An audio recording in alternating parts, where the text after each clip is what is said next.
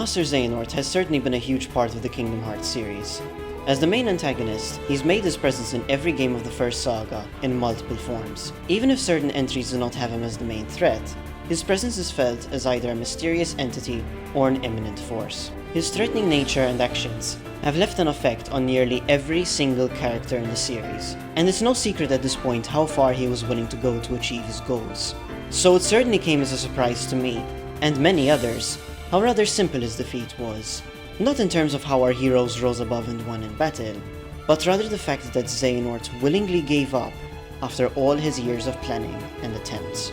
However, this was, in my opinion, the perfect way to end this character's journey, as well as his saga.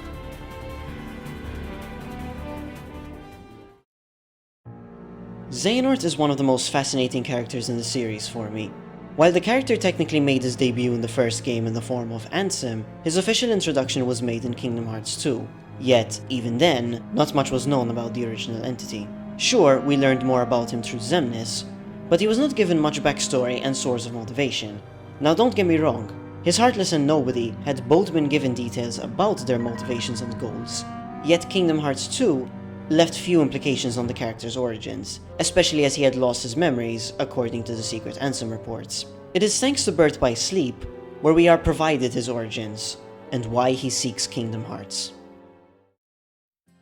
One of the major themes presented in the series is the conflict between light and darkness.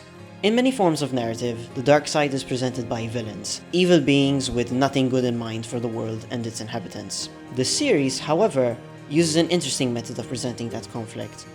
It certainly isn't original, but perhaps the way it handles it is unique. The first game keeps things simple. Light is good, darkness is bad. Much like the first game's overall narrative, things are left rather simple, at least compared with its future entries. It's through the second entry, Chain of Memories, where we see a different side of the darkness through Riku's journey. Riku's development in this game is his resistance to the darkness in his heart. He believes that he should avoid using it. It was that power that allowed Xehanort's Heartless to use him as a vessel, and leads to many unfortunate events in the previous game. He's constantly presented with dangerous foes and obstacles that forces him to use the darkness. Even a major gameplay element, Dark Mode, is a gift from the antagonist who still resides within him. It's something that he's stuck with and can't seem to get rid of. However, it's thanks to Naminé that he begins to see things in a different light. He shouldn't be afraid of the darkness. It can be used to make him stronger, but it doesn't have to make him an enemy of the light. It's here where the concept of darkness not necessarily being evil is introduced in the series, and becomes a major point in Riku's journey. How often do you hear phrases like, "Follow the darkness. It'll show you the way to your friends," and have it not be from a villain, but rather a companion? Riku begins to embrace the darkness almost like a gifted talent, yet still stands against the Seeker of Darkness. Why do you accept the darkness, but still refuse me? It's truly a moment to shine for Riku, as not only is he standing against the one who used him as a tool, but also proving others wrong and making a point. The darkness is nothing to be feared if it can be controlled. And this is what makes Riku one of the strongest characters in the series, considering what the first game establishes, especially when the most common enemy we face in the games are physical manifestations of the darkness. He displays how the darkness itself doesn't have to be a bad thing. It's just unfortunate that it's associated with many malevolent beings and actions. Sorta makes you wonder why we are scared of the dark. It's because of who's lurking inside it. He's a perfect example of how light and darkness can coexist if each side is in balance and controlled. And it's what develops him further to achieving the title of Keyblade Master.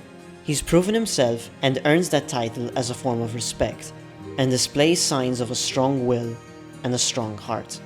So with the first three games establishing Riku's arc and his balance of light and darkness, Birth by Sleep introduces a new entity with a similar mindset and powers, but through different means, he could arguably be considered as a more extreme version of what Riku could have been. In 2010, players are finally shown the origins of the main antagonist and establishes what he truly seeks and why he desires it. Much like Riku, he has a strong control over the darkness in his heart, and his title of Keyblade Master further proves that. However, while the two forces within his heart are balanced, he does not believe the same could be said for the worlds. As mentioned earlier in this video, there's almost like an in-world stereotype of the darkness, that it is nothing but evil and should be rid of. This basically sums up Master Ericus' beliefs and allows a contrast between him and Xehanort. While one believes only in absolutes, the other has a more balanced viewpoint.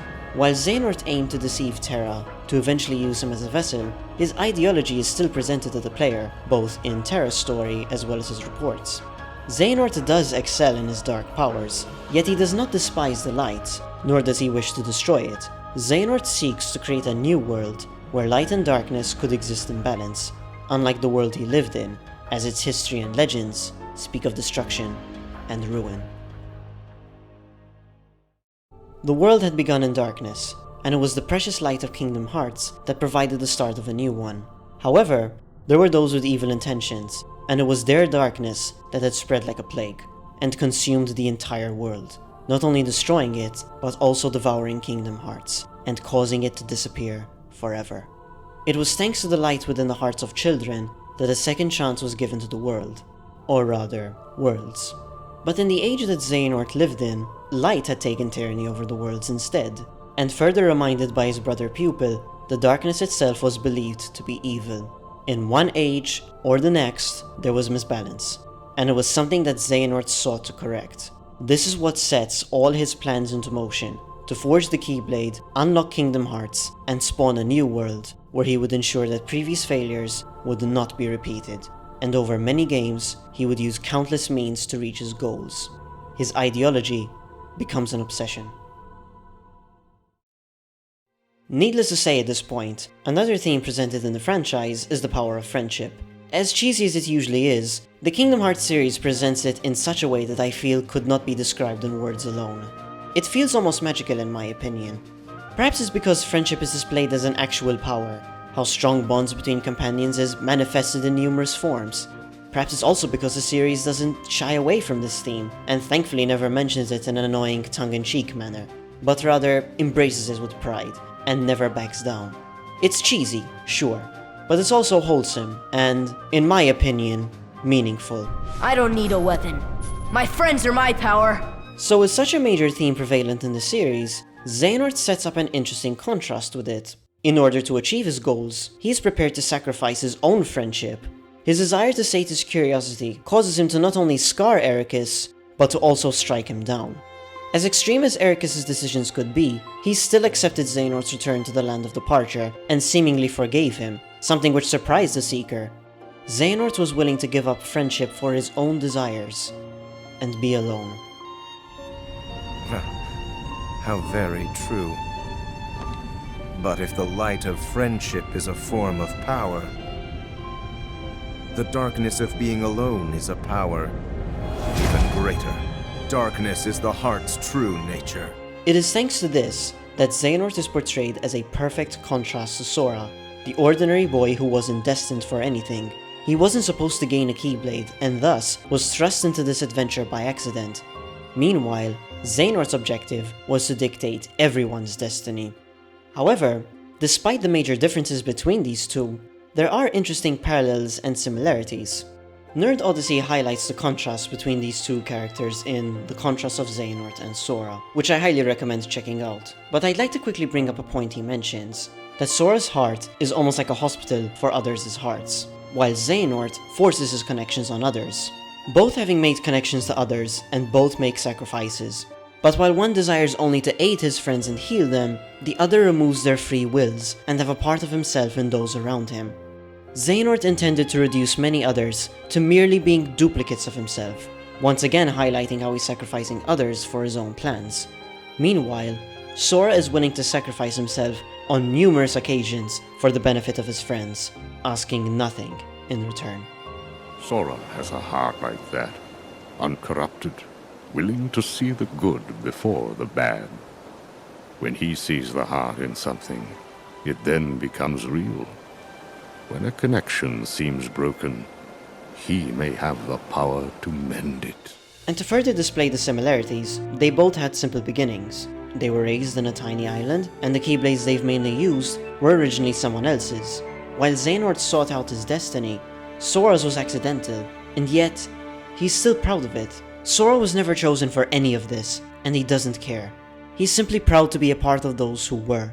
And this is honestly why Sora is one of my favorite characters in the series. He's the true definition of the unexpected when it comes to any of these characters. Sora shows how one is able to do so much despite their failures and their background. He may not have been chosen, but he is still willing to help as much as he can. Even though he failed at the Mark of Mastery, he was proud of his best friend for passing rather than caring for the title of Master, which leads me to the final confrontation between him and Master Xehanort. Once again, Xehanort utilizes and sacrifices others for his own gain. Not just the Guardians of Light, but mainly from his own organization. Any less fighters in the field only made him closer and closer to his goal, even to the point where younger versions of himself are disposed of. Once he's obtained the precious item which he had been seeking for decades, he's the only enemy left in the game, while Sora was able to gain newfound help from more allies in the middle of the war. Much like Sora beforehand, Xehanort is alone, but his obsession drives him to finish what he had started, instead of bringing back what he had just lost. Realizing what the bigger threat is, Sora trusts his friends to face it, while he goes to end this war and face Xehanort one final time. And once again, he does it alongside his friends. Once Sora, Donald and Goofy make their way to Scala at Kylum, they face Master Xehanort. And again, only to be confronted by replicas of him. Xehanort is truly alone, in the sense that there is no one else but him on his side, leading to, in my opinion, one of the best final bosses in the series, both thematically and epically. Despite all of Xehanort's efforts and using the most powerful weapon in the series, he's still defeated. Just as it seems like he's won the battle, he is thwarted by Sora and his friends, and it was thanks to the efforts of Donald and Goofy that Sora was able to turn the tide. It surprises Xehanort, so much so that he's questioning how this was possible, how he was beaten and can barely even stand or hold the Keyblade without shaking. However, he still believes he's won, and expresses why he believed he was meant to lead and dictate the destinies of others in the new world. Nevertheless, Sora disagrees with his ideals. He claims against everything that Xehanort stood for and believed in. Without hesitation, Sora looks right into his eyes and tells him he's wrong. This hasn't changed Xehanort's beliefs, but Sora reminds him of a different time, and of someone who was once close to him. This moment displays how much of an effect Sora has left on Xehanort, the one who wasn't meant to be in this adventure, whom Xehanort considered merely as a dull, ordinary boy, has left an impression on him. He remembers of a friendship he once had, and once the rest of the Guardians of Light arrive to Sora's side, the contrast between them is displayed even further, and Sora's impact on Xehanort is followed by this reunion. It's fitting that the moment Xehanort is reminded of Ericus, his old friend returns. This moment is almost like a final test for Xehanort, to either keep struggling to attain his goal, despite his inability to even stand straight, or to finally rest from his obsession. The expression on Ericus's face greatly shows how disappointed he is in his old friend, perhaps even saddened. He has to push Xehanort a little further to realize he's lost, and once he remembers more of the good days between the two, Xehanort ultimately admits defeat. Enough. Checkmate. I absolutely love all of Xehanort's expressions after the flashback. He looks towards Ericus with his iconic smile, but it presents a different feeling this time, like he knows of his best friend's tricks or pranks, and yet he's proud of it. But the moment that follows is what cements why this conclusion works so brilliantly, in my opinion. Xehanort has spent nearly his entire life chasing the Keyblade. He has been so obsessed in obtaining it that he's utilized numerous methods to his advantage, possessing bodies as vessels, placing a piece of himself in others, splitting himself into multiple beings, and even time traveling. He's been determined to do what he believed was right, and these emotions are perfectly presented with the way he looks at the prize he was fixated on for so long. Once he's finally made this hard decision, he says 3 simple words that I will never forget. Very well done. Xehanort has realized that there's no point in fighting anymore, and that there was just one thing left to do, to be rid of his obsession. As a final act, he passes down the Keyblade to none other than Sora. This moment is one where both of these characters truly shine, as Sora displays how much he's able to do, despite not being so special himself. Xehanort had underestimated him before, and through this passing, not only is a Keyblade given to Sora willingly, but it's the original. Xehanort now trusts Sora to wield it, and even congratulates him for his victory. In a way, Xehanort found an unlikely successor before his departure, one that shares surprising similarities, despite contrasts in their methods and beliefs. As Xehanort witnesses a short-lived, yet heartwarming reunion between Ericus and his pupils, he looks away with a saddened expression, realizing that there's no one beside him anymore, and it's something his previous incarnations, Ansem and Xemnas, openly express in their final moments. Part of me wanted to defy my fate. But when the others betrayed us, I found I did not care. And then, nothing else seemed to matter anymore. I feel the emptiness where my companions once stood. I took them for granted. And now I have nothing. My first surge of emotion in years. For as long as I can remember. And it's loneliness.